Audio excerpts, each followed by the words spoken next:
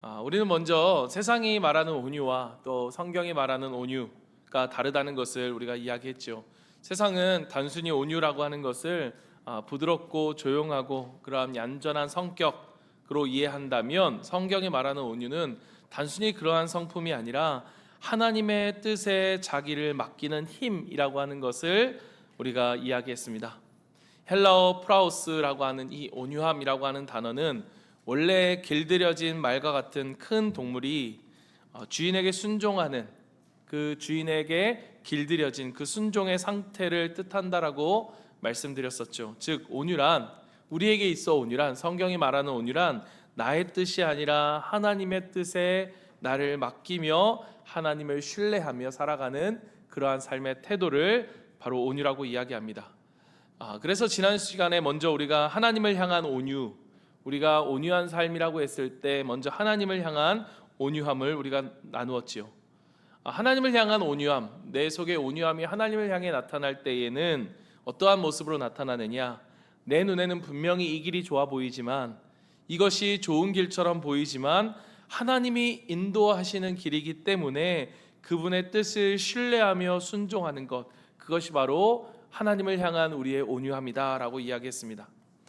그러면서 대표적인 그러한 삶의 모습, 우리가 성경에서 볼 수 있는 온유한 사람이, 한 사람은 모세였고 또 한 사람은 바로 예수님이었습니다. 이 예수님께서 보여주신 하나님의 뜻 앞에 순종하는 삶이 바로 온유의 삶이었다라고 우리가 함께 나누었죠.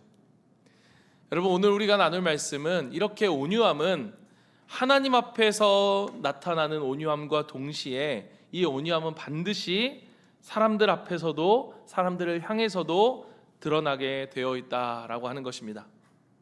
그렇다면 오늘은 이 온유함이 우리가 사람으로서, 우리가 하나님의 사람으로서 다른 사람과 함께 맺어가는 관계 속에서 이 온유함이 어떻게 드러나는가를 함께 나누고자 합니다.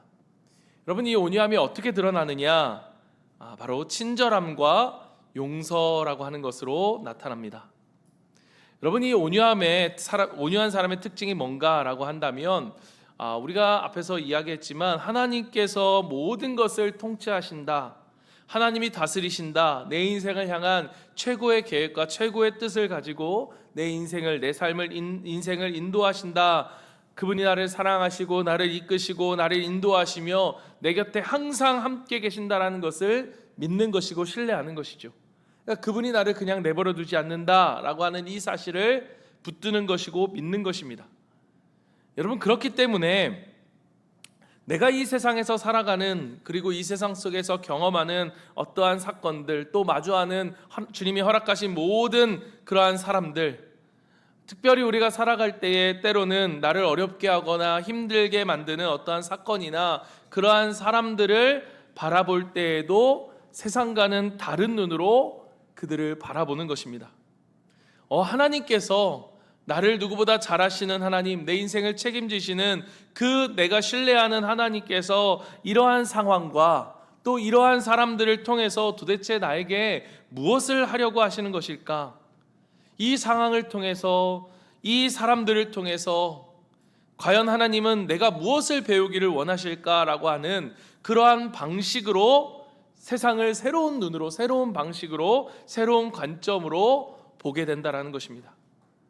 그렇게 사람을 바라보고 상황을 바라보기 때문에 그들을 원망하거나 악을 악으로 갚거나 그들을 공격하는, 그래서 끝까지 원수를 찾아서 어떻게든 내가 할 수 있는 방식으로 그들에게 원수를 갚는 그러한 방식이 아니라 그들을 향해서도 용서하는 방식, 그런 그들을 향해서 하나님의 뜻하심을 신뢰하며 참아주는 방식, 그들을 향해서 친절함을, 때로는 냉랭함으로 갚아주지 않고 그 냉랭함 속에서도 친절을 선택하는 방식으로 반응하는 일들이 일어난다는 것입니다. 또한 여러분, 이 온유한 자는 그렇게 할 수 있는 이유가 무엇인가? 자신을 보는 눈, 그러니까 하나님께서 나를 어떻게 바라보시는가라고 하는 그 시각에서 이미 변화가 이루어졌기 때문에 내가 얼마나 하나님께 은혜를 받은 죄인이라는 사실을 그는 알고 있는 거예요. 그래서 이 죄 많은 세상에서 끊임없이 죄로 말미암아 서로 고통받을 수밖에 없다라는 것을 그는 알고 있는 것입니다. 그래서 이러한 세상 가운데 내가 절대적인 선과 절대적인 악을 구분할 수 있는 기준이 내가 아니라는 사실을, 기준이 될 수 없다는 것을 인정하는 거예요. 그래서 이 세상을 바라보고 이 땅을 바라보고 이 땅에서 일어나는 일들, 여러 일들을 바라봄에 있어서 내가 누군가를 바라봄에 있어서 이 모든 것에 내가 재판장의 위치에 서지 않고, 이 모든 것의 재판장은 하나님이시기에 하나님을 신뢰함으로 하나님께 맡기고 그 역할은 하나님의 것이고 내 역할은 그것이 아님을 깨닫고 나는 나의 역할을 하는 것으로 반응한다는 것입니다. 그래서 용서하는 사람이 되는 거예요. 그래서 참아줄 수 있는 사람이 되는 것입니다. 그래서 누군가를 인내하며 기다려주는 사람이 되는 것입니다. 그래서 누군가와 함께 오래 있어주는 그러한 존재로 그 사람을 섬길 수 있고 그 사람을 사랑으로 대할 수 있는 것이죠.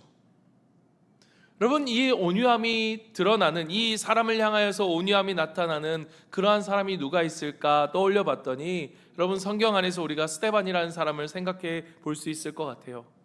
사도행전 7장 59절에 보면 여러분, 스데반이 복음을 전합니다. 그런데 이 스데반이 복음을 전하는 것이 너무너무나 싫었던 사람들이 이 스데반을 잡아가지고 더 이상 복음을 전하지 못하게 하려고 하는데, 그런데도 불구하고 거기서조차도 복음을 전하자 이 사람들이 분노를 이기지 못하고 그를 돌로 쳐 죽이는 장면이 등장합니다.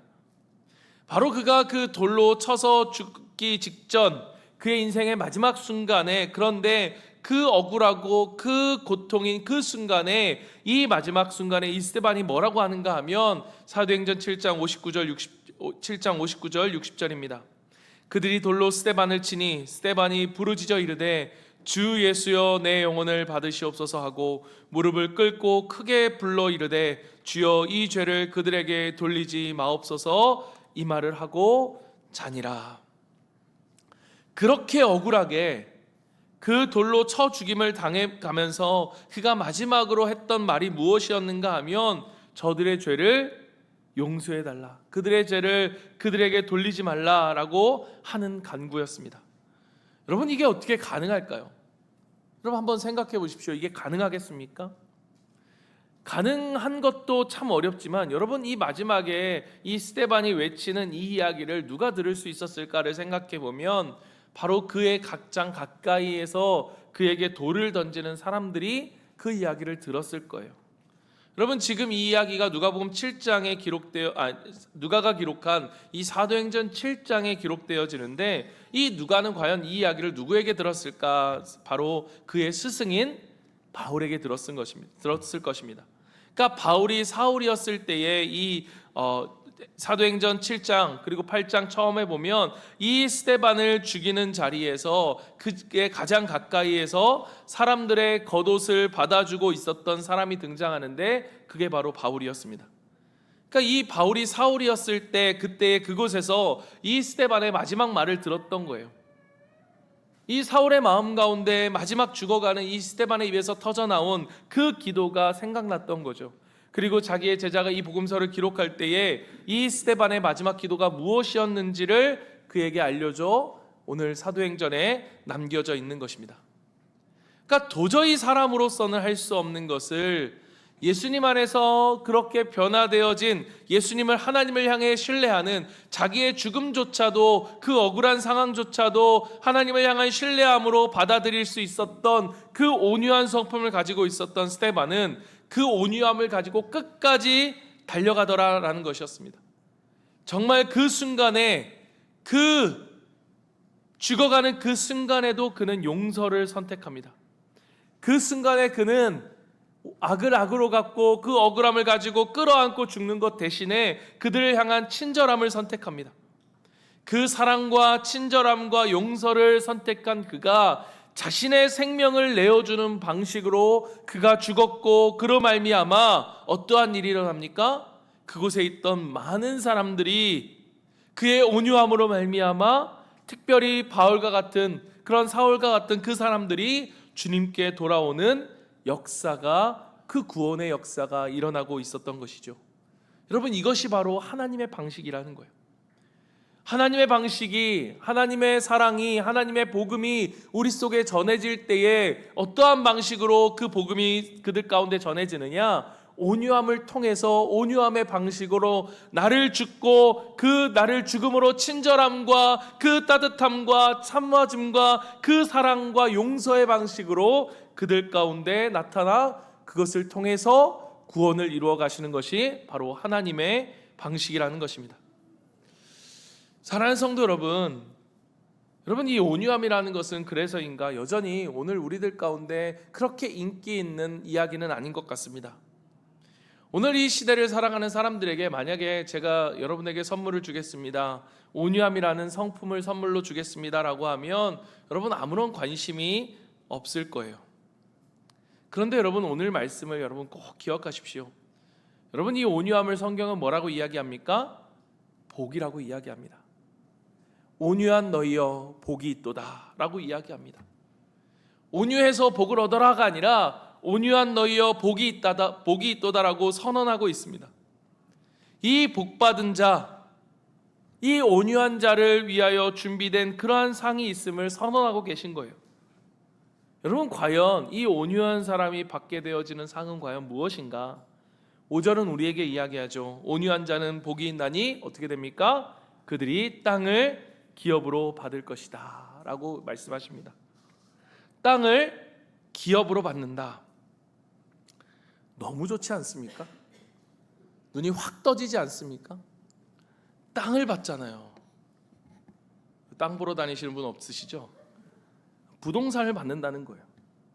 여러분, 부동산이 무엇입니까? 이것만 있으면 될 것 같은. 여러분, 그래서 우리가 뭐 그렇게 종종 이야기하잖아요. 요즘 아이들의 꿈은 뭐다? 건물주가 되는 것이다. 아니면 건물주인 사람과 결혼을 하는 것이다. 우리의 평생의 소원이라고 말한다면 통일이 아니라 조그만 건물 하나 가지고 조그만 빌딩 하나 갖고, 그것도 빌딩까지는 아니라도 몇 개 이렇게 임대를 줘서 좀 월세를 받아 들어오는 그걸로 살아갈 수 있으면, 그러면 우리의 인생이 얼마나 좋을까? 이런 생각을 우리가 하죠. 그런데 여러분, 이 땅을 얻게 된다는 것, 부동산을 얻게 된다는 말과 여러분 이 온유라는 말은 되게 반대적으로 들려지지 않습니까? 물론 땅을 많이 갖고 있는 사람들이 뭐 온유하지 않다 이런 말을 이야기하는 게 아니라, 그런데 온유할 것 같은 사람은 있던 땅도 빼앗길 것 같은 그런 느낌이 들죠. 그것을 무언가를 갖기 위해서 정말 열심히 노력했다면 그 노력이 때로는 악착스러움으로 나올 수도 있겠고요. 열심히 뭔가 아껴서 악착스럽게 모아서 그것들을 가져야만 지금 우리가 살아가는 이 세상에서 그러한 땅을 소유할 수 있다. 그런데 온유한 사람이 땅을 얻는다. 누군가에게 친절하고 있던 것도 다 희생하고 그렇게 해서 용서를 베푸는 그러한 사람이 땅을 얻는다? 안 어울린다는 거죠. 적어도 좀 독한 것도 있고, 머리도 빨리빨리 돌아가서 내가 뭐 좀 40전에는 내가 이렇게 벌어서 좀 이러한 재산을 좀 만들어야겠다라고 하면서 뭔가 계획을 가지고 허리를 졸라매고 가는 사람이 땅을 얻을 것이다 라고 한다면 이해가 되죠. 말이 되겠죠. 여러분, 이게 우리의 상식이고 세상의 관점일 것입니다. 그래서 어떤 분들은 이 본문을 설명하면서 땅을 기업으로 얻는다라고 하는 것을 정말로 문자 그대로 우리가 해석하면서 너 열심히 신앙생활하면 정말 기도 열심히 하고 예배 잘 드리고 하나님께 부르짖고 헌금도 잘하고 그러면 하나님께서 너에게 땅을 주실 것이다 라고 말하면서 우리가 문자 그대로 우리의 삶에 적용해 가는 거죠. 그리고는 땅을 잘 사고 그걸 막 잘 불려서 이러한 부자가 되었던 그러한 몇몇 케이스를 이렇게 딱 보여주는 거죠. 주님께 열심히 살고 주님을 위해서 열심히 순종하고 복받아서 그래서 최근에 땅을 샀는데 그게 갑자기 몇 배가 뛰어서 몰랐는데 갑자기 개발이 되면서 몇 배가 뛰어서 부자가 되었다 이러면서 이제 가르치는 거죠. 뭘요? 신앙생활 잘하라고. 그러면 땅을 기업으로 얻게 될 거라고. 여러분, 그럴 수 있습니다. 그리고 그것도 하나님 주시는 복이라고 생각합니다. 그러나 과연 지금 이 땅을 기업으로 준다는 말이 이런 말일까? 우리가 고민해 봐야겠죠. 여러분, 성경에서는 땅, 이 구약에서 특별히 땅이라고 하는 개념은 정말 중요한 개념입니다. 여러분 창세기 12장을 보실까요? 창세기 12장에 보면 아브라함의 약속은 우리에게 정말로 중요한 약속이거든요. 이 아브라함에게 하나님께서 나타나셔서 말씀하실 때 뭐라고 약속하시냐? 창세기 12장 1절에 보면 여호와께서 아브라함에게 이르시되 너는 너의 고향과 친척 아버지의 집을 떠나 내가 내게 보여줄 땅으로 가라. 땅을 줄 것을 약속하십니다. 여러분 다시 한번 15장 7절에 나타나시는데 그때에도 마찬가지입니다. 또 그에게 이르시되 나는 이 땅을 내게 주어 소유를 삼게 하려고 너를 갈대아인의 우르에서 이끌어낸 여호와니라. 그 땅을 줄 것이다. 출애굽기 6장 4절을 보십시오. 그들이 출애굽하여서 하나님께서 그들에게 주신 약속이 무엇입니까? 가나안 땅, 곧 그들이 거류하는 땅을 그들에게 주기로 그들과 언약하셨더니.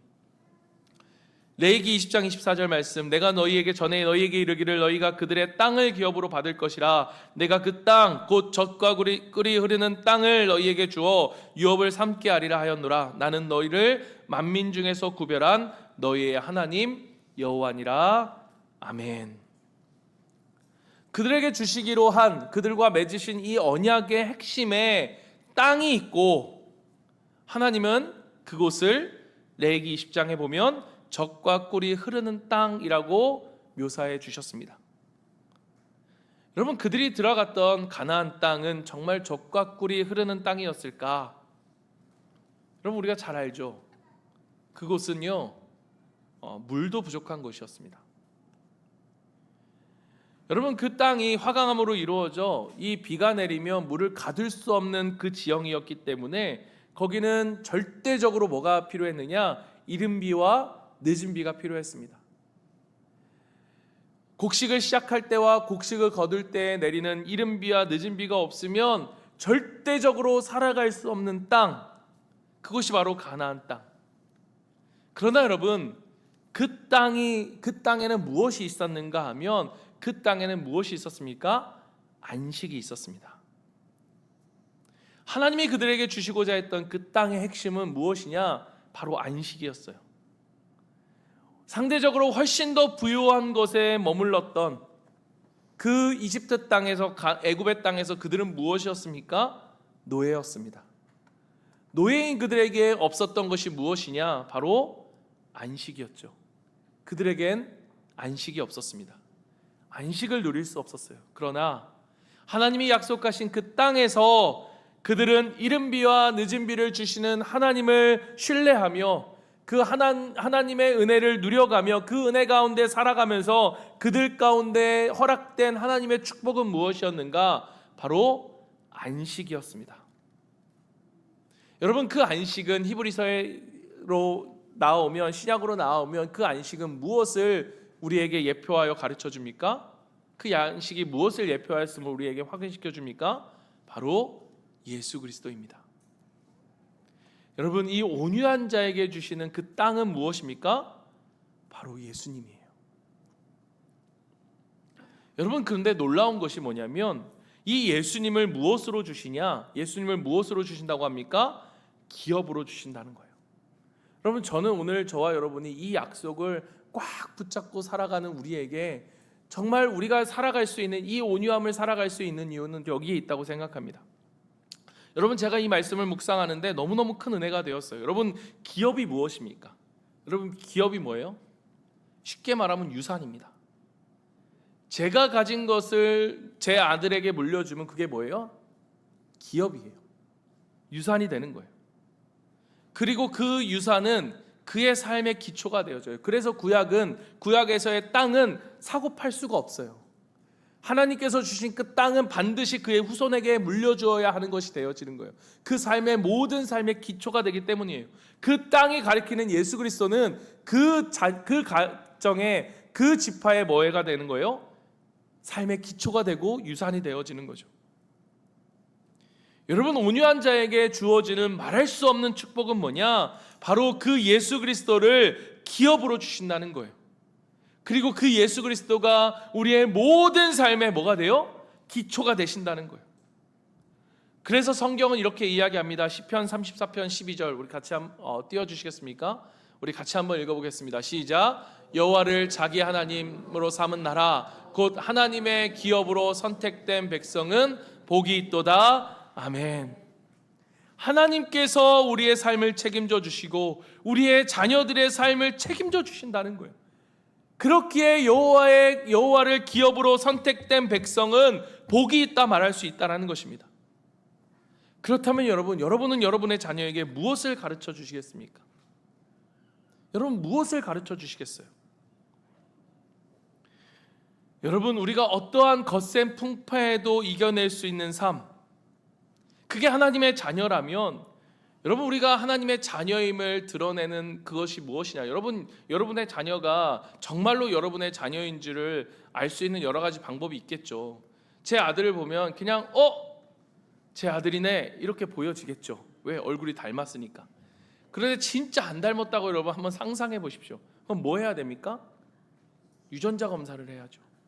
여러분 우리가 그리스도인의 자녀로서, 하나님의 자녀로서 우리의 유전자 검사를 하면 그 유전자 검사의 증명 안에 딱 나타나는 가장 큰 성품이라면 무엇일까 하면 그게 바로 온유함이라는 거예요. 하나님의 자녀는 온유함을 닮아가고 온유함을 사모하고 이 온유함을 가진 자라는 것입니다. 그 온유함이 드러나는 것, 그것이 하나님의 자녀임을 우리 가운데 나타나는 삶이고, 그 온유한 자에게 하나님은 뭘 주세요? 기업으로 예수님을 주신다는 거예요. 그리고 그 예수님은 우리의 삶에 무엇이 됩니까? 우리의 모든 삶의 기초가 되어 지친다는 거예요. 사랑하는 성도 여러분, 우리가 우리 자녀들에게 무엇을 가르쳐야 할까요? 어렸을 때부터 요즘은 코딩이 대세니까 코딩을 가르쳐서 AI라고 하는 그러한 이 시대, 새로운 우리가 4차 산업혁명 시대입니까? 그러니까 아이들이 시대를 잘 읽을 수 있도록 코딩을 가르치는 거 여러분 중요합니다. 저 필요하다고 생각합니다. 그런데 여러분 그 무엇보다 우리가 정말로 가르쳐야 할 그것이 있다면 그게 무엇일까? 그게 바로 온유함인 거예요. 그 온유한 자가 무엇을 갖게 돼요? 예수 그리스도를 기업으로 받게 되는 것입니다. 여러분 우리가 온유함이라는 것은 투쟁에서 얻는 것이 아니에요. 온유함은 하나님의 자녀이기 때문에 받는 거예요. 그 온유한 자녀들이 받는 그 축복을 저와 여러분이 누리는 우리 모두가 되기를 간절히 소망합니다. 여러분 이 온유한 자가 얻게 될 땅의 축복이 무엇인가? 학자들은 이 땅을 주신다는 말씀을 두고 여러 가지로 해석을 합니다. 범죄한 잃어버린 땅에 대한 하나님의 통치권, 그러니까 하나님의 통치권을 회복하게 된다라는 뜻으로 해석하기도 하고, 궁극적으로 우리에게 허락될 천국에 대한 약속이다라고 이해하기도 합니다. 또 평안하고 안정적인 삶을 누리게 되는 축복이라고 풀이하기도 합니다. 저는 이 모든 해석들이 다 의미가 있고 그리고 옳은 해석이라고 생각합니다. 그런데 여러분 제가 이것들을 이렇게 읽어가다가 정말 다양한 해석 가운데 제 마음에 정말 와닿은 한 가지 해석이 있었습니다. 그게 무엇이었는가 하면 이 온유한 자는 사람을 얻게 된다라는 것이었습니다. 우리가 그냥 그런 말 많이 하죠. 먹는 게 남는 거다. 그래서 많이 먹고 맛있는 거 먹고 좋은 거 먹으러 다니는, 그렇게 우리가 많이 합니다. 그런데 여러분 저는 이 말을 하고 싶어요. 먹는 게 남는 게 아니라 사람이 남는 것이다. 여러분 우리가 귀한 사람을 만나서 소중하게 교제하고 그리고 마음을 나누는 것이 여러분 정말로 소중하고 감사한 일이라는 사실을 여러분 우리가 좀 더 나이가 들어가면 들어갈수록 더욱더 절실하게 느끼지 않습니까? 그러므로 여러분 하나님께서 온유한 자에게 주시는 땅에는 좋은 사람과 함께 교제하는 그러한 시간과 공간도 여러분 저는 포함된다고 생각해요. 살면서 만나는 좋은 사람들과 그 소중한 만남들, 그것이 바로 온유한 자에게 주시는 하나님이 그들에게 주시는 기업이라는 사실입니다. 여러분 우리 자녀들이 좋은 사람 만나기를 원하시죠? 그래서 여러분 우리가 초등학교 가는 자녀들을 둔 부모님은 이러한 기도 제목을 가져요. 좋은 선생님 만나게 해주세요. 좋은 친구들 만나게 해주세요. 이제 막 청년들 취업하고 이제 사회 초년생인 그러한 자녀들을 두고 있는 우리 부모님들 뭐라고 기도하십니까? 좋은 배우자 만나게 해주세요. 좋은 사람, 함께 그 꿈을 꾸고 하나님 가정을 이루어갈 수 있는 좋은 남자, 좋은 여자, 좋은 배우자를 만날 수 있게 해주세요. 여러분, 어떻게 좋은 배우자를 만납니까? 온유한 자가 좋은 배우자를 만나는 거예요. 좋은 만남을 가질 수 있는 그 하나님의 축복은 바로 온유한 자에게 주시는 하나님의 축복이고 기업이기 때문입니다. 여러분, 온유한 사람은 존경받고 사랑받게 됩니다. 온유함이 없으면 우리는 가족에게조차도 마음을 얻지 못할 수도 있어요. 사람을 얻게 되는 것, 그것은 온유한 자가 누리는 가장 큰 은혜 중에 은혜라고 생각합니다. 여러분, 온유한 사람 곁에는 사람이 찾아올 뿐만 아니라 머물게 되죠. 한 번 찾아오는 것보다 머무르는 것이 더 중요할 것입니다. 한 번 찾아오는 것은 은혜이지만 여러분, 머물게 하는 것은 어쩌면 실력이라고 생각해요. 여러분, 온유함은 은혜일 뿐만 아니라 우리에게 주시는 하나님의 성품이고 실력이라는 거예요. 모든 말씀들이 다 그러하겠지만 여러분, 팔복이라는 이 말씀은, 이 하나님 예수님께서 우리에게 주신 팔복의 말씀은 더욱더 우리를 되돌아보고 살피게 하는 말씀인 것 같습니다. 여러분, 이 말씀을 묵상하면서 우리 가운데 정말 이 온유함에 대한 사모함이 우리 가운데 일어나기를 간절히 바랍니다. 그리고 정말로 하나님이 주시는 온유함으로 살아갈 수 있는 우리가 되길 바랍니다. 사람들을 친절하게 대하고 그들을 용서하기로 선택하는 것이고, 정말 내 삶 가운데 일어난 여러 가지 일들을 바라봄에 있어서 우리가 그 사람들과 그 상황들을 세상과는 다른 방식으로 바라보는 것, 그리고 반응하는 것. 여러분, 우리의 주님이 우리의 왕이 되시고 우리의 주인이 되셔서 우리의 삶을 인도하시고 이끄시는 대로 그렇게 이 세상을 주님의 마음으로 품고 살아가는 것, 그게 바로 온유함이라고 생각합니다. 그때 어떠한 일이 일어나느냐? 하나님의 능력이 우리 가운데 나타납니다. 우리 가운데 좋은 사람을 만나게 되는 능력으로 나타나고, 우리 가운데 모든 삶의 기초가 되시는 하나님의 그 예수 그리스도를 기업으로 삼는 것으로 나타나고, 무엇보다 우리 가운데 구원의 역사가 일어나는 거예요.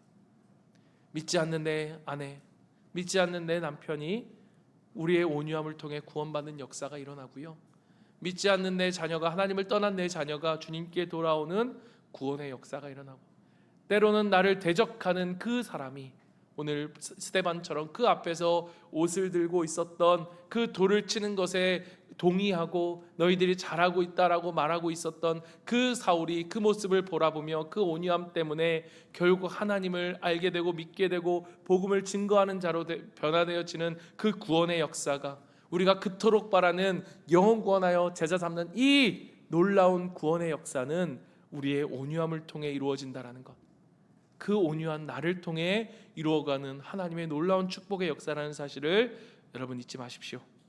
그 하나님의 역사가 오늘 정말로 이 온유함을 사모하고, 또 하나님의 온유함을 위해 그 사모하며 갈망하며 하나님, 내가 온유한 자가 되기를 원합니다 라고 고백하는 우리의 삶 가운데 이루어지길 주님의 이름으로 간절히 축복합니다.